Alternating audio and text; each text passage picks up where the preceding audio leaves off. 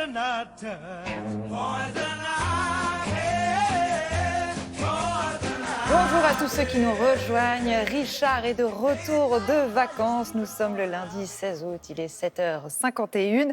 Alors Richard, on prend soin de notre santé, mais ce matin, on va en faire un 2 en 1. En fait, vous nous proposez une balade et un petit cours de botanique. Eh bien oui, parce que l'été, on profite pour faire des balades, alors soit en montagne, en forêt, même dans son jardin, et on va ramasser des plantes qu'on pense comestibles, alors que parfois elles sont toxiques. Alors c'est vraiment un sujet de santé publique, puisque selon les centres antipoison, il y a environ 10 000 intoxications chaque année en France à cause d'une cueillette qui a été mal faite. Et nous, ce qu'on a voulu faire... Les enfants et les adultes. Surtout les enfants. Vous avez raison, Carole, c'est les enfants qui sont les plus exposés parce qu'ils voient quelque chose de rouge, ils se disent « Allez, c'est un bonbon ». Eh bien non, pas du tout. Et pour en savoir plus, on a suivi un herboriste qui fait des formations justement avec des amateurs des plantes. Et on a aussi demandé à un médecin d'un centre anti-poison parisien de nous donner quelques conseils aussi. Regardez, direction Vincennes à Paris. Je suis herboriste et botaniste de terrain. Bonjour tout le monde, bienvenue. On amène les gens pour apprendre à identifier les plantes. Surtout, on va faire la différence entre les plantes comestibles et les plantes toxiques directement sur place. Le coquelicot, vous pouvez manger toutes ses parties. Les feuilles, c'est comme un légume, cuites par exemple à la poêle.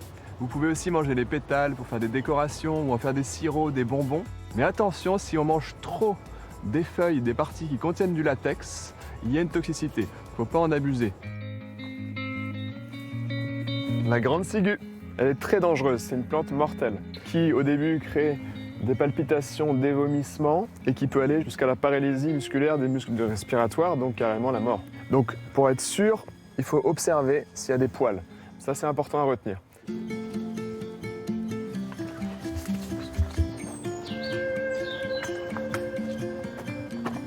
Voici la berce commune, de la même famille que la grande ciguë, la famille des embellifères. Elle est comestible, mais attention, elle est phototoxique. Donc quand vous la cueillez, mettez des gants. Parce que s'il y a du jus sur votre peau, à la lumière, ça vous crée des brûlures. Je viens souvent dans le bois de Vincennes avec mon fils qui a 4 ans et demi, donc savoir qu'il y a des choses qu'il ne faut pas cueillir parce qu'ils pourraient se brûler, c'est important, et savoir comment les reconnaître. Voilà le millepertuis. Le millepertuis qui commence à être en fleurs. Là, c'est un bon stade. On peut utiliser le millepertuis en interne pour soigner des problèmes comme des petites déprimes, problèmes de sommeil. Mais attention, en automédication, il vaut mieux éviter. Par exemple, avec la pilule, ça annule les effets, la pilule contraceptive. Je suis médecin et chef de service du centre antipoison de Paris. Bonjour. Bonjour. Vous voyez des gens qui s'intoxiquent avec des cueillettes? Alors oui, avec des plantes en général, ça représente sur la France 10 000 cas par an rapportés au centre antipoison.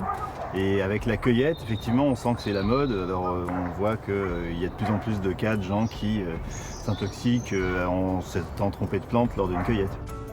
Le plus fréquent, c'est les accidents d'enfants, avant tout. Donc c'est les enfants qui, à la période de fructification, ils attrapent les fruits d'une plante puis ils les mangent, quoi. Alors les conseils en cas d'exposition à des plantes, c'est avant tout, on ne fait pas vomir. Si on en a reçu sur la peau ou sur les yeux, on rince abondamment à l'eau claire, c'est très bien. Et on prend une photo de la plante et on appelle le centre antipoison. C'est important de le rappeler parce que c'est vrai que dans la panique, on oublie de prendre la photo. Moi, ça m'est déjà arrivé, j'ai eu très peur. Maintenant, avec les téléphones portables, on peut vraiment faire quelque chose de très utile. Alors, je tiens aussi à rappeler qu'il y a effectivement ces plantes, mais il y a aussi une autre menace qui est importante actuellement, c'est la maladie de Lyme.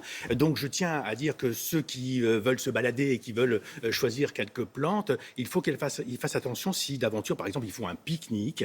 Eh bien, là, dans les forêts, dans tous les endroits, on peut être exposé à cet insecte qui va se coller sur la peau. Et donc, il faut vraiment, après une balade, inspecter le corps de chacun pour voir s'il n'y a pas quelque chose qui s'est accroché, parce que cette maladie de Lyme, au moment de la douche avec les enfants, exactement, il faut bien vérifier. En fait, c'est la tique. C'est la tique qui va être le vecteur de cette maladie. Alors, dans une minorité de cas, mais quand même, il faut faire très attention. On peut la retirer avec les doigts. Hop, on peut la retirer avec les doigts, mais il faut la retirer avec une petite pince bien faite qui permet de dévisser, parce qu'il ne faut pas la tirer, il faut la dévisser, la Lyme, la petite tique, pour retirer, pour éviter d'avoir cette menace. Et c'est bientôt la saison des champignons. Oui, absolument. Donc là aussi, il faut être méfiant. C'est la même chose. On pourrait faire le même sujet, Carole, c'est-à-dire un peu donner quelques conseils aux gens. Et là, on peut dire qu'il y a le rôle, le travail de l'herboriste qui peut conseiller, mais il y a aussi le travail du pharmacien d'officine qui est quand même un spécialiste aussi qui peut donner quelques conseils, faire le tri entre ce qui est comestible et ce qui ne l'est pas. Et là aussi, ça peut être dramatique.